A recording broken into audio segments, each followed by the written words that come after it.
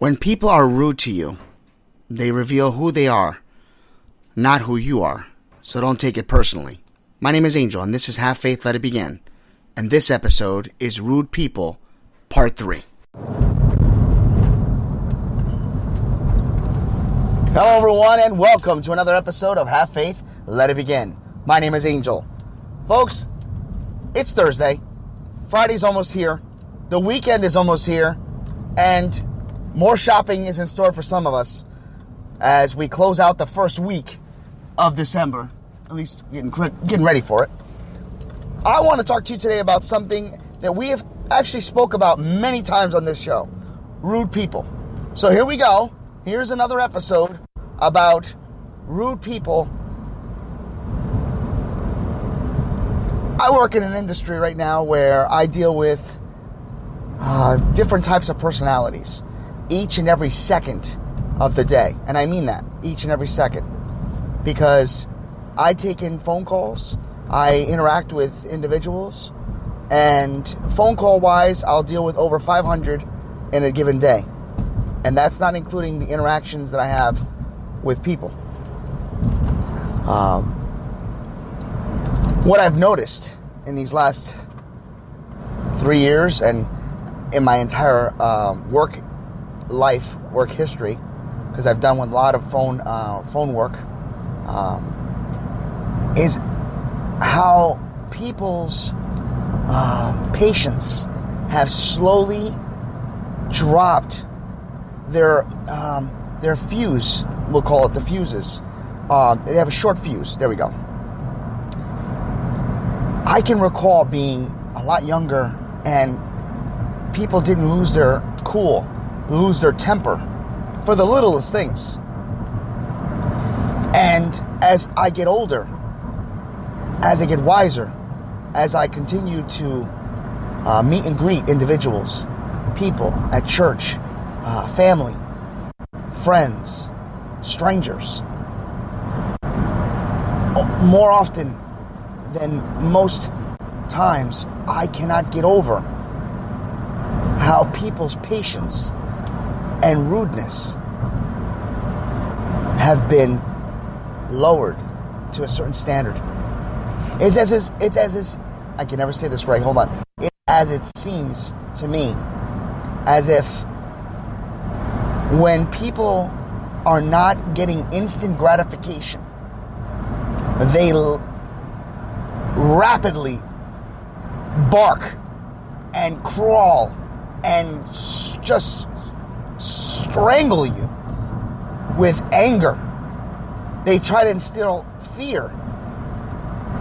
They use the words, well, I'm going to get my lawyers on you, or you're going to hear from my attorney.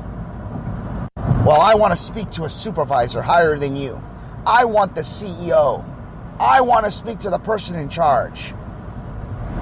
Now, don't get me wrong. There's another thing about customer service that is also not given the way it used to be given. So the two go hand in hand. I can see people's frustrations when there's people out there that are not providing the correct customer service or the correct way of, treating individuals that would frustrate any person. But there is one thing. There is patience. There is a way to get things resolved without having to be disrespectful. I've said this phrase many times because I heard it once from Joel Osteen. If you're right and you're rude, then you're wrong.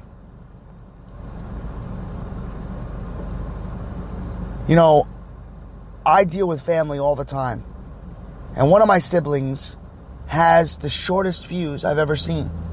And I don't remember him having that short fuse, ever. But it just seems as if every little thing you say can easily be translated in a way where a fight can occur. Why is it that when you are asked advice and you give it and they don't agree with it, that should start a confrontation? If you ask for advice and you're given advice or given an opinion, you should not get upset if it's something that you don't want to hear. If you're in a position where something is not working, something is not in your favor, something just doesn't seem right, you have the right to question it. But why should you argue the point?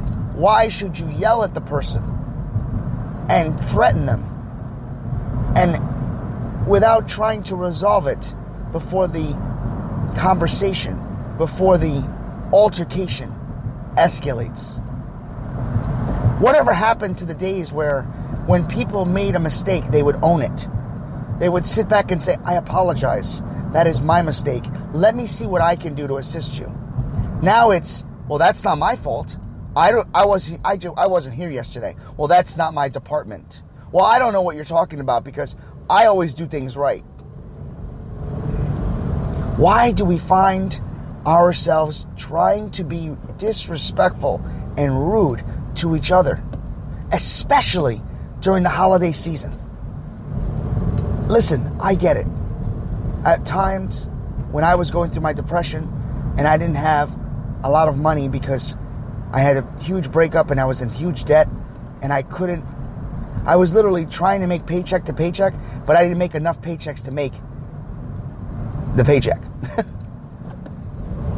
And never once, at least to my knowledge, except for maybe 3 times, which I've shared with you about things that I wasn't proud of when I melted. I had a meltdown, so to speak. But never once did I ask for somebody's supervisor and say, how dare you do this and how dare you do that? Whatever happened to patience? Whatever happened to being kind? This is one of the things that I just can't grasp. I'll go to the stores and I see kids. Kids are kids. And I'll know in a few years and you'll hear me saying my stories. But when I was a child, my parents would take me out and they would say, we get in the car and they'd say, okay, listen, we're going food shopping. There's nothing, we're not going to pick up anything extra other than what we're coming for. Now, if there's something that you like, let me know. And maybe next time, if we can, we will buy it for you. And we would go and I would point and say, Mom, I really like that. And my mom would say, okay, great. But I didn't cry. I didn't get upset when my parents said no. I didn't make a scene and start temper tantrums and scream and have the mother say and make a scene right back or walk away from their child. Whatever happened to being kind? What has happened to having conversations?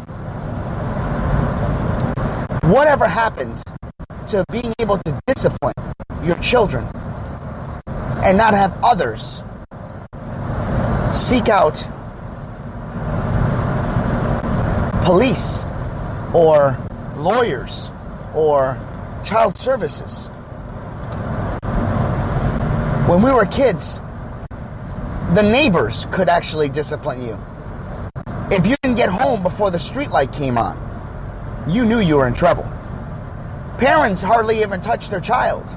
They would just look at you and say, I'm going to tell your father. Or they would say, just wait till your father gets home. Or we would say, you didn't tell Dad, did you?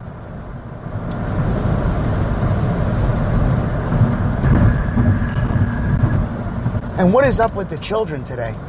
With disrespecting their elders, disrespecting their parents, not allowing their parents to educate them on the right way and the wrong way.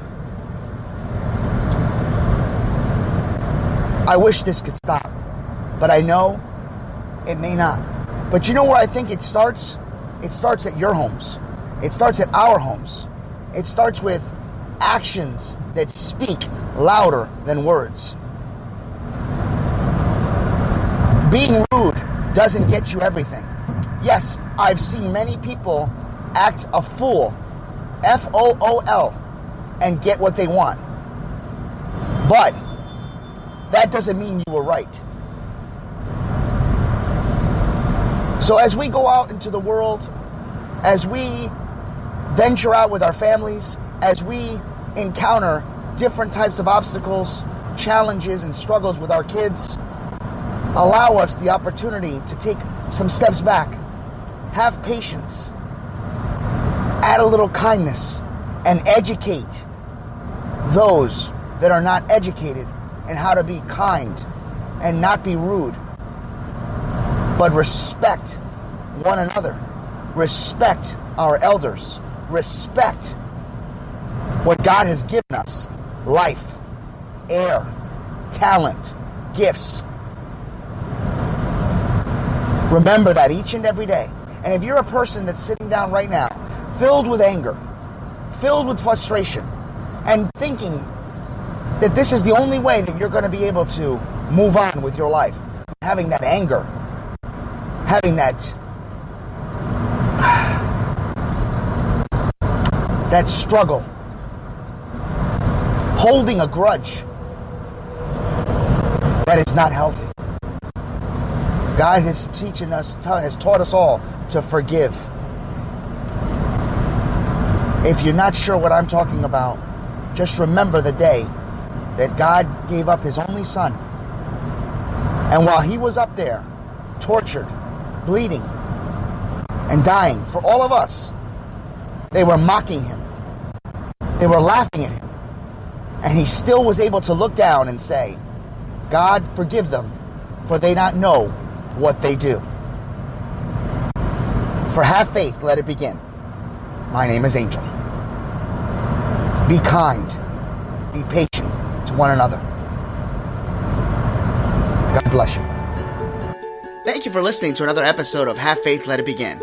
As the holiday season continues to fast approach, you're going to hear episodes, me recording live as my daughter in the background, Ariel, will probably cry. You'll hear background noises like phone calls, and right on the cue, she's starting to cry. Don't worry, everybody. We're going to continue on like never before. And with Ariel in the background, knowing that in the future you're going to hear yourself crying like this, Mama, yeah, say hi to everybody out there. We just want to encourage every one of you to join us every single weekday, Monday through Friday at 6 a.m. Join me, Ariel, my family, and everyone as we continue our journey. For Have Faith, Let It Begin, my name is Angel. Say goodbye, Ariel. Say bye. Bye.